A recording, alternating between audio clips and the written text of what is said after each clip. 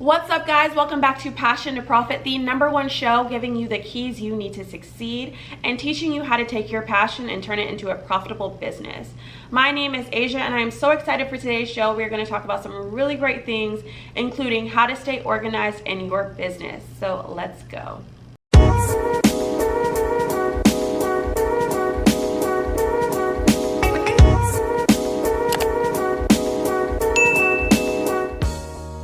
First off, I know it has been a minute. I've been so busy. We have been in full-blown competition season, recital season, getting ready for our summer kickoff with our adult program at my dance studio, and I could not be more excited and fueled and pumped up, but it has definitely taken a toll on me. A lot of my staff, a lot of my kids have been sick. They've had the flu, they've had strep, and it has been so strenuous on the studio, on me. I had what I don't know. It felt like the flu. I was tested negative, but your girl was out. It was insane. But I'm back in business now, back ready to go, and I'm just so grateful that everything is clearing up. People are getting better, feeling better. So I'm grateful to be on the other side of that. Some cool things that have been happening the past couple of weeks. We went to our first competition. My girls did great. Like I said, half of them had been out with illnesses and they still showed up and showed out, and I'm so proud of them. I also went to go see Alvin Ailey, which is definitely an inspiration. I've been in love with Alvin Ailey since as long as I can remember, and getting to see that in person was a treat for sure. We also had Valentine's Day, which is my favorite holiday, absolute favorite holiday. Every time I tell people that, they think I'm joking. I don't know if I come off like I don't love or something, but I'm so cheesy about that holiday. I love just seeing everyone in love, posting their love, posting their kids, posting their love for their parents, anything. So I'm so grateful because I got to celebrate that with the kids. We had a little Valentine's Day party, cupcakes, drinks, and things like that. And then I got to celebrate with some friends, and it was amazing. But anyway, let's go ahead and get into the topic. Today we're going to talk about staying organized in your business. So this is one of my favorite topics because especially having a service-based business, a program for kids, it can get so hectic. There's so much going on. We have within my dance studio a kids rec program, a competition program, an adult program, a preschool off-site program. We have after school programs, and we also have our whole merchandise and all of those sales. So there's definitely a lot, and it takes a lot to stay organized, and I love my organization systems that I use. My main one I've talked about time and time again is Asana. It is a project management software tool that is amazing for staying organized. You can organize all of your projects in Asana, communicate with all of your staff or your clients, and just keep everything where you can see it. So in Asana, I use this for basically everything. I put what our weekly tasks are, what our yearly tasks are, our monthly tasks, everything, and you can put subtasks, and you can also assign them to different people in Asana. So for instance, I have a task of recital, and it has every single thing that we need to do for recital, from booking the venue to ordering merchandise to picking a theme, picking costumes, informing parents what's going on. It is so helpful. I truly don't know that I could survive without a project management tool. Trello is another one that I've used in the past. It's really great, but I do love Asana, and they have a free version too. So that's my favorite tool for staying organized. Another tool that I have for staying organized is to automate as much as you can. So I've talked about automation in the past. We use automation a lot for our emails, for our text messages, all communication. We use automation to follow up with people following things like trial classes or their adult classes. We use automation for reminders, a ton of things. A lot of people think that you have to do everything yourself, especially when you're first starting out in business. So if you're not ready to hire someone, or even if you have hired someone, automation can be a great tool for you to use. I also use automation and project management in my personal life. So I actually have a project in Asana that's specific to my personal life, and I'll put things in there like if I need to plan what I'm doing, what outfits I'm wearing, down to like what hair I'm gonna have, when I need to be cleaning. And you can make these tasks reoccurring, so you don't have to worry about putting them in again. So for instance, I know that on Sundays I deep clean, and I put that as a automation as a project in my Asana project management software.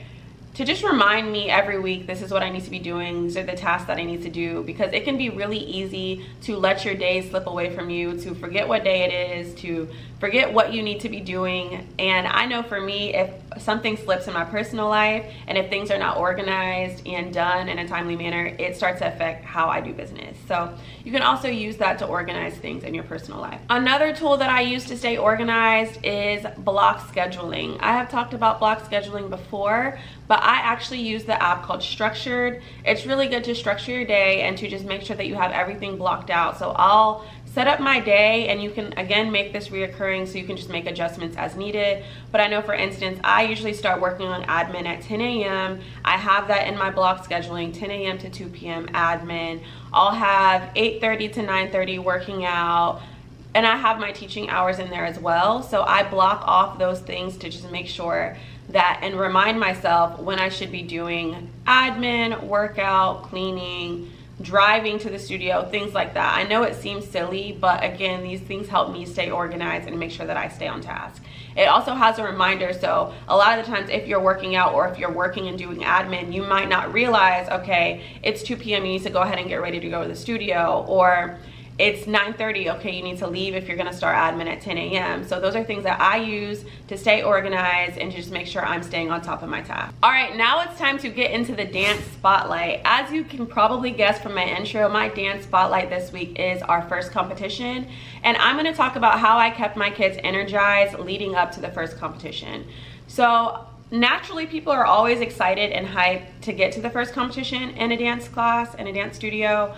But this year was a little bit different because, like I said, a lot of my kids were sick. They were not feeling their best. And a lot of parents naturally get anxious this time of year. So even if you're keeping the kids excited, you have to make sure that you are keeping the parents excited as well. So some things that I did this year to make sure that I kept my kids excited was group rehearsals. They get really excited when they come together and they're rehearsing as a big group and showing off their dances. And they always want to show their parents. So I'll invite parents sometimes in to watch the dances. I always make sure I'm asking them questions about what they may have a question about for competition, what they're nervous about, what they're excited about, just to keep that camaraderie.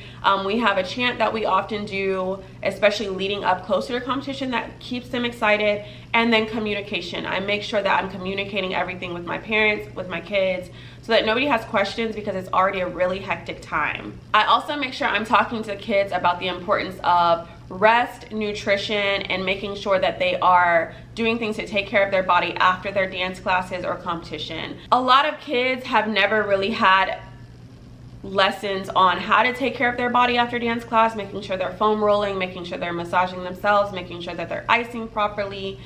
Those are things that will keep them ready and excited to get to competition, as opposed to feeling fatigued and just tired and sore. I also personally try to make sure that I nip anything in the bud about feeling nervous, because a lot of kids will naturally say they're nervous, and I try to redirect their energy and just try to tell them, no, we're not nervous, we're excited, because your body doesn't really know the difference in those reactions. So you have to tell yourself you're excited. If you continue to tell yourself you're nervous, you're just going to prolong those nervous feelings, and they're just going to grow bigger and bigger. So especially when we get backstage, when we're preparing for competition, I just try to redirect them and just say, no, we're excited to go on and do what we need to do. We love dancing, we just need to show everyone that, and try to make sure that they maintain positive energy. All right, so we're gonna get into the listener question this week. So this week's question is from Instagram. The person said, hi, sometimes I struggle with staying on top of business tasks while managing in my personal life. How do you juggle it and not feel overwhelmed?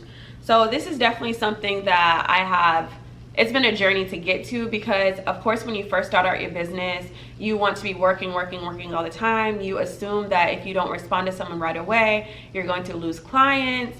That's gonna lead to burnout, and it's not gonna lead to a sustainable business. So of course, like I said, there is a proper way of doing things, and you do need to get back to people in a timely manner, but you do not need to necessarily be responding to emails at 2 a.m., at 3 a.m., or whenever you see them. For me, it really works to set office hours and make sure that you have a good amount of time so that you can get to everything, and then you can make sure that everything is properly handled, and communicate those office hours with the people around you, your clients, your staff, and things like that, so that they know this is when you're working on something. I also make sure I separate my personal phone with my business. I don't have a separate business phone, but I have a separate business app that I talk to most of my clients on there if it's not on email, just so that I know when I'm picking up my phone, if it's a business call, if it's a personal call, if it's a business text or personal text, because I didn't used to do that, and it definitely was a struggle. It was like, you don't know if you're out with your friends, if you're answering a call, is it a business call? And it was really hard to keep separate. So that's one of my biggest tips for separating your personal life and your business life. Also, your clients know that you have a personal life, so if you communicate things with them, and as long as you're doing things and handling everything that you need to do, they're not gonna mind you taking time to relax, to rejuvenate, to make sure that you're on a good page with yourself so that you can be on a good page with your business. So those are things that I do to make sure that I'm properly managing and balancing both of those things. I also personally like to take a day to myself and just make sure that I'm not focusing on business things during that day. So for me, it's usually Fridays or Sundays, and I try to just make sure that I am focused and locked in and doing what I need to do in my personal life, as opposed to just operating business all the time. I also have to make sure that I set those boundaries within my business, and my clients and my staff all know that, because boundaries are an important thing, and once those boundaries are crossed, people expect you to be there 24/7 or to answer them 24/7, and you're not, unless you really are a brain surgeon, there's not always a need to do that. So, okay, now it's time for our book recommendation of the week. And our recommendation of the week is Start With Why by Simon Sinek. This book I read for the first time, I think it was actually during COVID, so 2020. And it was an amazing book, because when you are doing something, especially like a service-based business that you're really passionate about, you can completely forget why you started something, because there are so many day-to-day things that you have to do to keep a business running, to keep a business operating, that it can get very daunting and you can forget the reason why you started. So it's really important as a business owner to just keep that in mind. Keep in mind why you started, the difference that you wanted to make, why you wanted to get into something in the first place, because that's going to carry you and allow you to continue when times get rough, when you get tired, when you get burned out. Remember why you started something. And I know it sounds very simple, but just that mentality has helped me so much through the hard times that I've battled in business.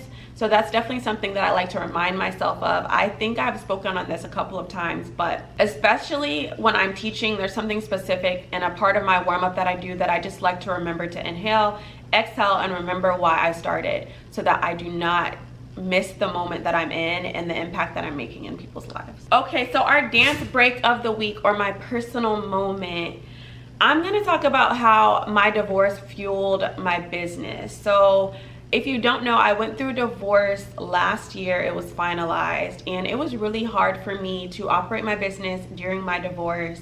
I actually was barely functioning at one point because it was such a tough situation.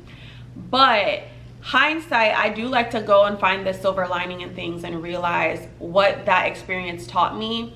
So now that I am through that situation, or closer to the other side of that situation, I like to just reflect. And when I tell you, there are a lot of things that it did for my business that will be helpful in the long run. So for instance, being married and having a business or service-based business, of course I've always cared about my business. I've always gone really hard, but I always knew that I had a backup plan and that I had a partner to rely on. So when that's kind of stripped from you and taken away, it causes you to really reflect and look at your business, your operations, your sustainability, your profit margins. And that's something that I really had to hone in on as I was coming out of the other side of my business, because I was like, girl, you don't have anybody to depend on anymore. You got to do this and make sure that it's being done properly and make sure that it's being done right. So my biggest lesson and my biggest blessing from that situation would be that it did cause me to reevaluate a lot of things that I was doing in business, to just make sure that my business survived and to make sure that it's something that will be able to survive and be around decades from now. So that is my dance break of the week. So now it's time to get into the encore, the ending. I'm so happy that you stayed to the end. Just to recap, we talked about all things business and organization and tips to make sure that your personal life and your business life stays organized. We talked about how to balance the two and how to separate the two. And I hope that you got some really great tips from that. We also went over how I kept my dancers energized and ready for the competition season. Thank you so much again for watching. If you have not liked and subscribed to my channel, make sure that you do that and you turn your post notifications on so that you can be notified whenever I drop new content. I'm so grateful for you guys. Please make sure that you check out my website, asiaonline.com, and check out all of the free and paid resources that I have to help you take your passion and turn it into a profitable business. That's it, guys. Have a great day and a successful life. I will see you next time.